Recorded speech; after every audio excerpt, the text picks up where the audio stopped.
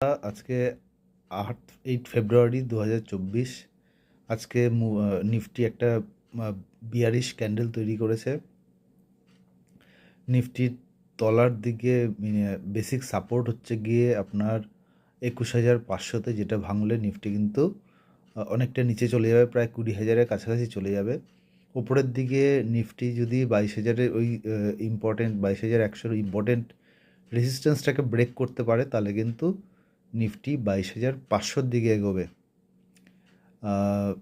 Financial stock যেগুলো রয়েছে, bank stock, private ব্যাঙ্কগুলো, যেটা প্রাইভেট ব্যাংক নিফটি বা প্রাইভেট ব্যাঙ্কগুলো, ব্যাংক যেটা আন্ডার পারফর্ম করছে, যতক্ষণ না অবধি সেই ব্যাঙ্কগুলো, যেমন HDFC bank, Kotak Mahindra bank, এরা যতক্ষণ অবধি পারফর্ম করছে ততক্ষণ অবধি কিন্তু নিফটির এই হ্যাংওভারটা কাটবে না। আশা করা যাচ্ছে যে সামনের সপ্তাহে নিফটি উপরের দিকে একটা